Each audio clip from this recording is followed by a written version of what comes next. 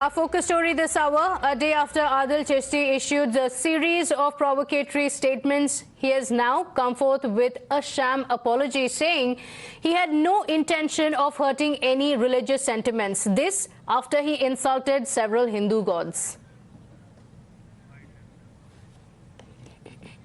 Media में आज वो चेरी पिकिंग करके वो वीडियो काट काट के चलाई जा रही है। सबसे पहले तो मैं ये बता दूं कि मेरा किसी भी रिलीजन, खास तौर पे हिंदुइज्म को टारगेट करने का या मॉक करने की कोई नियत नहीं थी। मैंने आज तक किसी भी रिलीजन को मॉक नहीं किया है। फिर भी अगर किसी के सेंटिमेंट्स हर्ट हुए हैं, मेरे हिंदू भाइयों के सेंटिमेंट्स हर्ट हुए हैं, तो मैं उनसे माफी मांगता हूं। Bhavar Pushpendra is joining us live with more details on this. Bhavar, this was not the first time he had given out such a provocative statement. इतने सारे statements जब बाहर आ गए तो अब वो apology दे रहे हैं, कह रहे हैं कि my intention was not to hurt the religious sentiments. देखिए, अभी जिस तरह का बयान उन्होंने दिया है, हमने उनसे बात भी की थी कि आप 333 करोड़ देवी देवताओं की बात करते हैं, तो उन्होंने 333 करोड़ देवी देवता है कहाँ? उन्होंने कहा कि मैंने गीता भी पढ़ा है। तो हमने गीता पढ़ा है तो फिर आपको ये पता होना चाहिए कि सिर्फ 33 कोटि देवी देवता हैं, न कि 333 करोड़। उसके अलावा उन्होंने ये भी कहा कि नुपुर शर्मा ने जो बात कही, इसलिए मैंने उसका एक जवाब देने की कोशिश की थी। जब मैंने पूछा कि आपने सब पढ़ा कहाँ, तो वो बताते हैं कि मैंने ये एक किताब में पढ़ा था, एक पॉलिटिशियन की बुक है, उसमें पढ़ा है। ऐसे तमाम सवाल हमने उनसे किए तो कहीं ना कहीं ये लग रहा था कि अब वो उस यू-टर्न लेते हुए उस सारी चीज़ पर नज़र आ रहे हैं। और जो यू-टर्न उन्होंने लिया, उसी में उन्होंने यह बात भी कही, कन्हैयालाल के हत्यारों का भी जिक्र हुआ, तो उसमें उन्होंने कहा कि उनको सरे राह फांसी देनी चाहिए, उनको मार देना चाहिए पब्लिकली, उनको हाथ काट देने चाहिए। तो मतलब आप अंदाज़ा लगा सकते हैं किस तरह की भाषा का इस्तेमाल अभी भी कर रहे हैं, जबकि एक प्रक्रिया है, न्यायिक प्रक्रिया है, उसके तहत सारा काम होना है। तो जो सोच है उनकी वो कहीं ना कहीं जाहिर हो जाती है। और जो जिस सोच के साथ उन्होंने ये पूरा एक प्रोपेगेंडा तैयार किया था और अब माफ़ी मांग रहे हैं, ठीक वैसे ही जैसे उनके पिताजी ने पहले हिंदुस्तान को हिलाने की बात की और फिर सर्वधर्म समभाव को लेकर के उन्होंने एक रैली निकाली जिसमें फूल बरसाते नजर आए।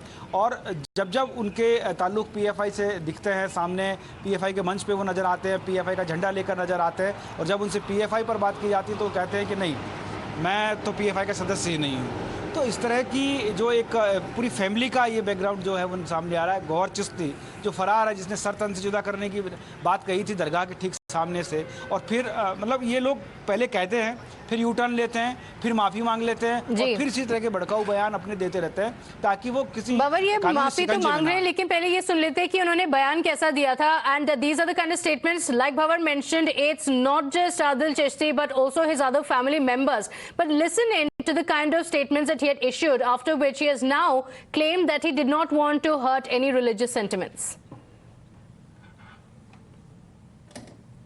नुपुर शर्मा हिंदू हैं, तो मैं उनसे एक सवाल करना चाहता हूं नुपुर शर्मा से कि 333 करोड़ खुदाओं का एग्जिस्टेंस फिर कैसे माना जाएगा? ये कैसे लॉजिकल है? एक खुदा का तो समझ में आता है जिस पे पूरी इंसानियत का इजमा है। हम कलेक्टिवली तमाम इंसान, चाहे वो किसी भी रिलीजन के हो, एग्जिस्टेंस ऑफ गॉड पे जो एब्सोल्युटली वन है, वाहिद है, अहद है, उस पे हमारा यकीन है।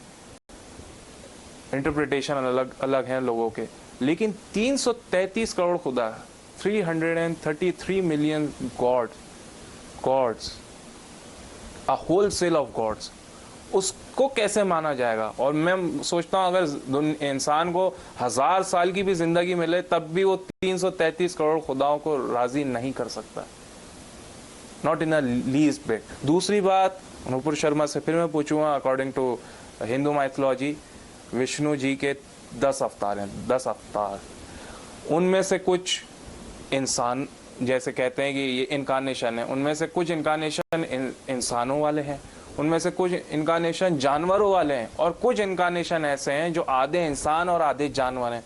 तो प्लीज़ नुपुर शर्मा मुझे बताएं कि ये 10 अवतार, ये क्या लॉजिकल है, ये प्रैक्टिकल है कि एक भगवान, आप कह रहे हो उसे भगवान है, वो 10 अवतार में आता है, जानवर के अलग रूप में, इंसानों के अलग रूप में, और फिर एक फ्यूजन के रूप में।